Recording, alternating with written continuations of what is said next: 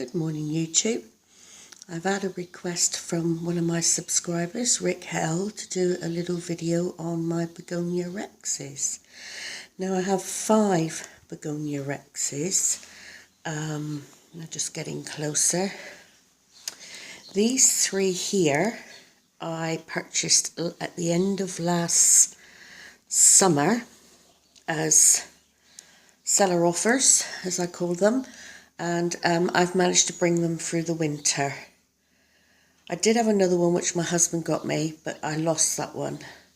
And that one back there has had a little bit of a suffering, but it's perking up now. And I've bought this one recently, and this one recently.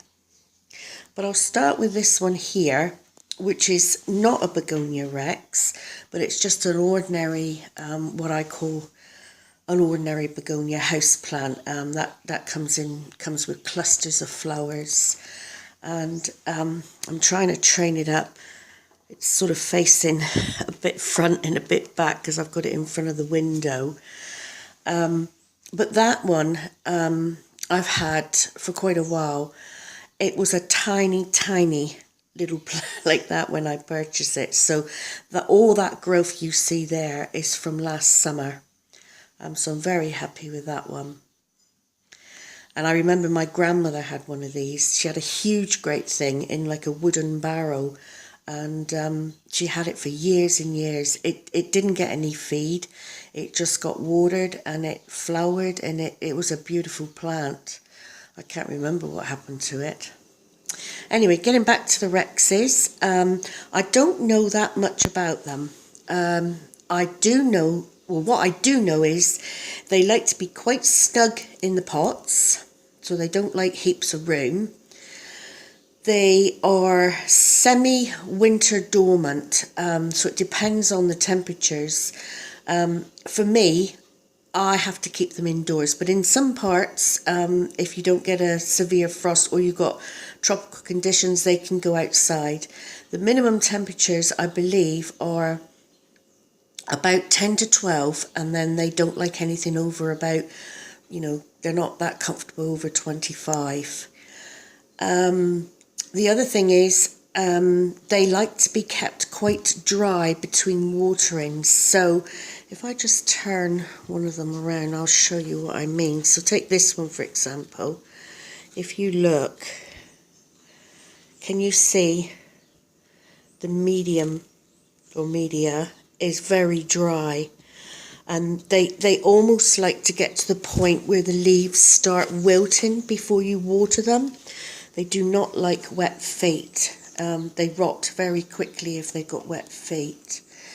So it's a close-up of the leaves of that one, which is absolutely the reason I got them is I really like bright coloured or textured plants, and I just love these. I think they're great. They do flower, but the flowers on the Rexes are quite insignificant. They're nothing like the pendulum flowers that you get on the normal begonia. So if we have a look at this one, this is quite a dark leafed one. Sort of like almost a black leaf with a sort of wine coloured, shimmery sort of markings on it. Is beautiful. I love that one, and that's quite a nice plant. I mean, my plants are a little bit bored at the back, as you see, because they're kept on that tray out there, and of course in the middle they get bored. But I'm going to tend to take them out into the orchid room when it expands, and have them out there for a bit. The one back here that did suffer a little bit in the winter, but it is coming back. You can see all the little baby growth there.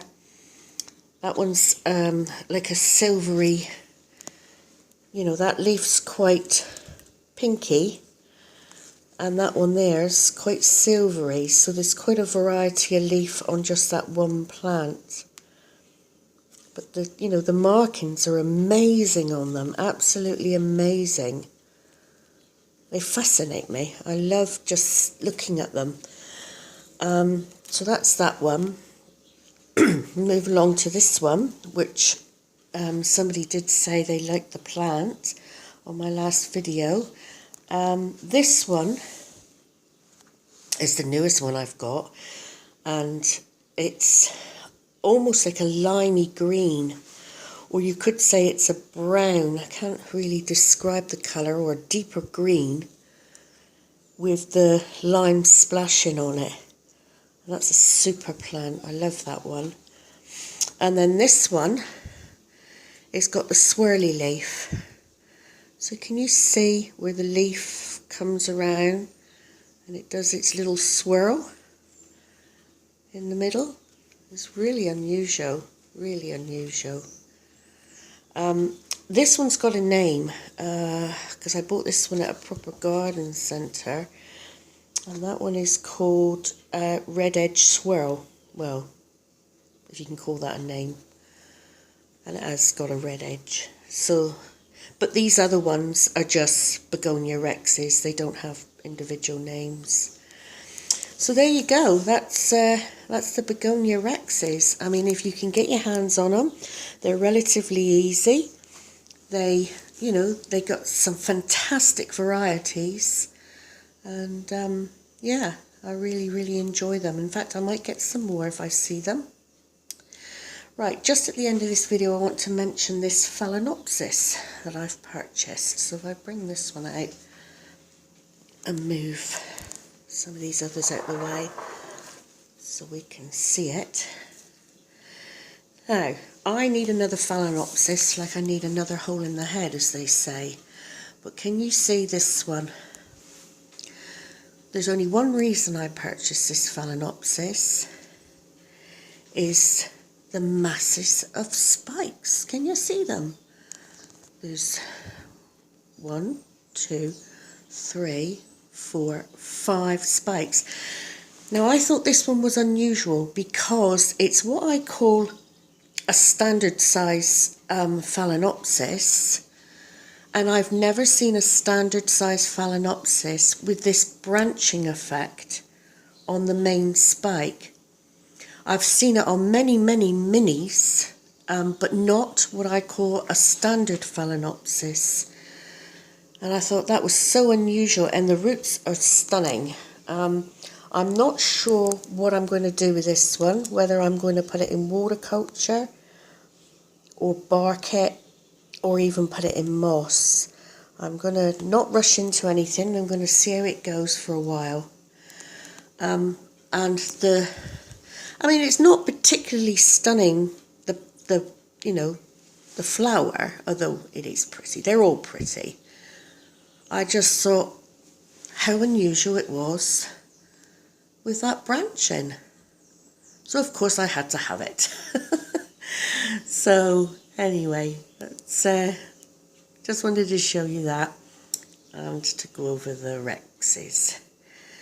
Okay, thanks for watching. Please subscribe, like or dislike. I'll catch you later. Bye for now.